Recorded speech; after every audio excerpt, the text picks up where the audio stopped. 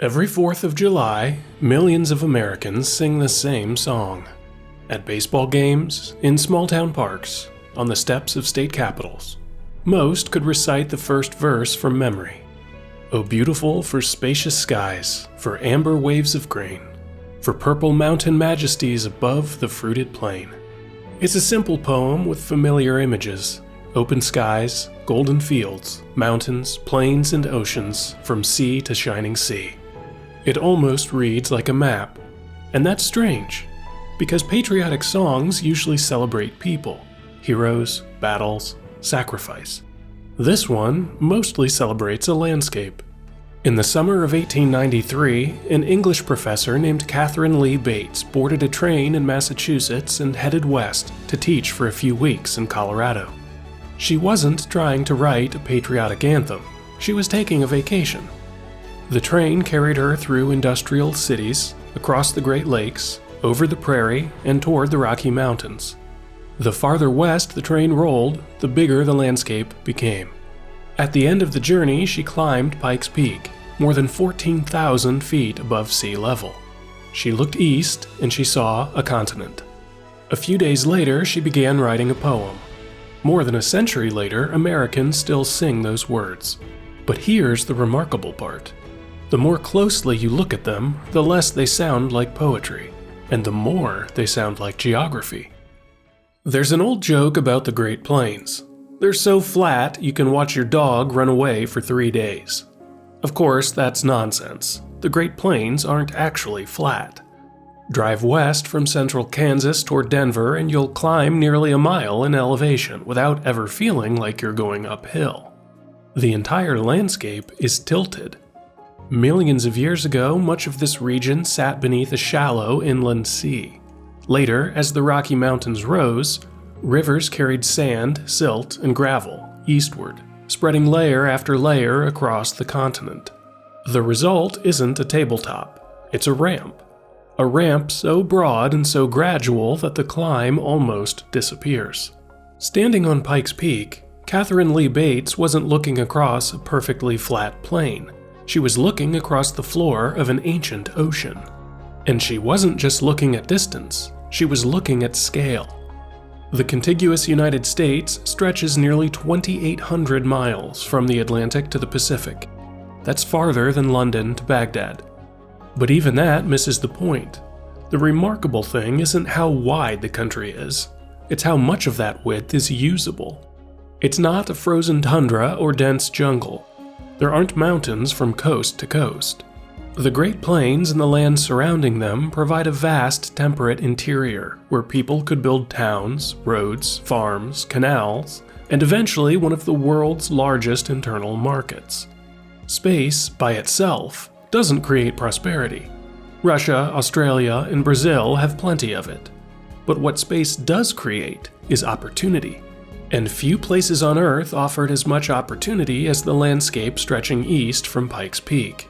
Maybe that's why Bates didn't write about crowded cities or busy ports. She wrote about spacious skies.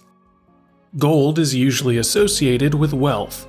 Gold coins, gold bars, the gold rush. For thousands of years, civilizations crossed deserts and fought wars to get more of it. But standing on Pikes Peak, the richest color on the continent wasn't gold. It was amber. Every summer and fall, the Great Plains turn shades of yellow and bronze that stretch to the horizon. Wheat catches the light like water.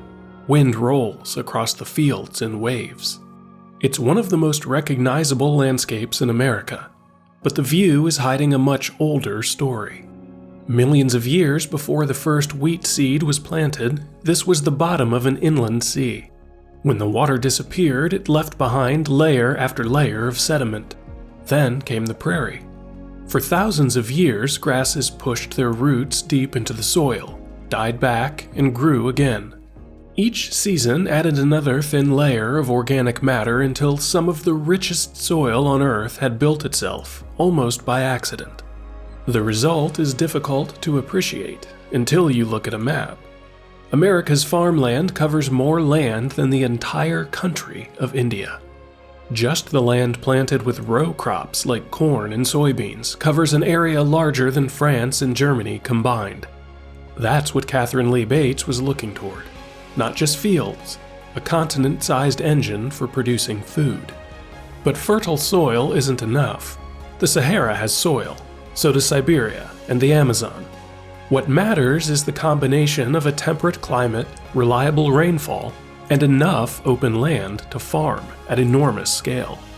Empires have been built on gold.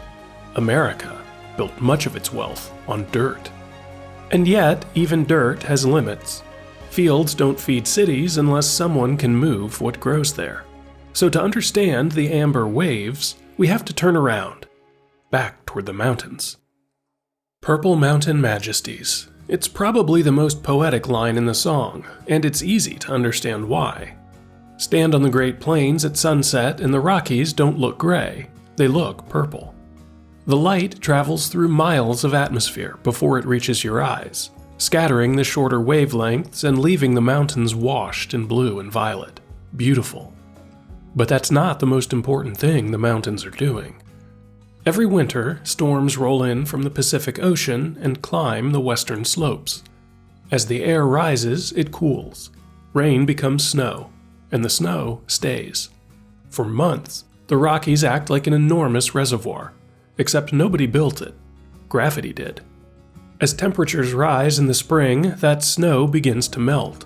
Streams become rivers. Rivers fill reservoirs. Reservoirs irrigate farms, generate electricity, and supply cities hundreds of miles away. Much of the water used across the American West began as snow, resting on a mountain, waiting. The same landscape that inspired a poem also fills kitchen sinks in Los Angeles and irrigates fields in Colorado. Mountains aren't just scenery, they're storage. But here's the remarkable part. The water doesn't stay there. It starts moving. Some flows west. Much more begins a journey east across the continent. And once it starts, gravity takes over. Above the fruited plain. If you leave Miami and drive north, you'll cross tropical wetlands, pine forests, rolling farmland, Appalachian mountains, Midwestern prairie, the Great Lakes, and eventually forests of spruce and pine stretching toward Canada. You never leave the same country. The United States isn't one landscape, it's many. Political maps make the country look uniform, but geography tells a different story. Latitude changes, elevation changes, rainfall changes. So do growing seasons, ecosystems, and the crops people plant. California grows almonds, grapes, lettuce, and citrus. Washington grows apples. Georgia grows peaches and peanuts. The Midwest grows corn and soybeans. The Great Plains grow wheat. Together, they form one of the most diverse agricultural systems on Earth. Katharine Lee Bates compressed all of that into 4 words: above the fruited plain. The phrase sounds poetic. It's also remarkably practical. If drought affects one region, another may still produce a harvest. If one crop fails, others can fill the gap. A continent doesn't need every landscape to do the same job. It needs different landscapes, doing different jobs well. That's the pattern we've seen from the beginning.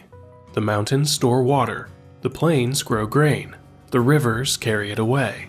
And eventually, every one of those rivers leads somewhere else, toward the sea. From sea to shining sea. It's probably the simplest line in the poem. Just another way of saying coast to coast. But those 2 oceans do more than mark the edge of the country. They complete it.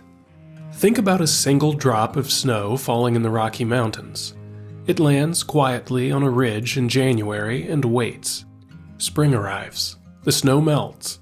A trickle becomes a stream. The stream joins a river. The river fills a reservoir, irrigates a field, turns a turbine, or carries a barge loaded with grain toward the Gulf. What began as a snowflake becomes electricity, drinking water, or bread. Now zoom out. The same continent that grows wheat also touches the Atlantic and the Pacific. One coastline faces Europe, the other faces Asia.